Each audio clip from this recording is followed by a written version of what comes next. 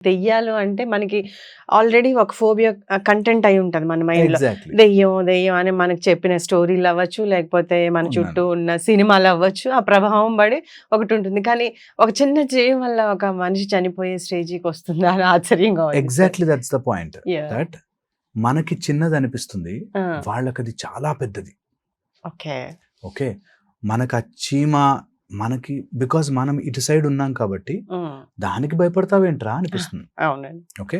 ఒక అబ్బాయి ఎగ్జామ్‌కి ప్రిపేర్ అవుతుంటే ఎగ్జామ్‌కి ఎందుకంత భయపడతావు అన్ని చదువుకున్నావు వచ్చుగా అని అనిపిస్తుంది. ఆ! మనకి మన సైడ్ నుంచి ఎప్పుడు hmm. Because we are not facing that fear మనకి ఈజీగానే ఉంటుంది. హ్మ్. ఓకే. బట్ ఎవరైతే ఫియర్ ఫేస్ చేస్తారో హ్మ్. వాళ్ళకి అది లేదు అన్న విషయం అర్థం కాదు. ఓకే. ఓకే. అండ్ అది వాళ్ళ మైండ్‌లో రియల్ అని హ్మ్. ఫీల్ అవుతారు. ఎప్పుడైతే అది రియల్ అని మనం నమ్మేసామో భయము పెరుగుతుంది. Fear okay. Is always about unknown thing, హ్మ్. లేని థింగ్, హ్మ్. ఇప్పుడు జరగని థింగ్ మీదే ఫియర్. Okay sir. ఓకే. హ్మ్. అండ్ ఏదైనా జరుగుతుందేమో అని ఇమాజినేషన్‌లోనే ఫియర్.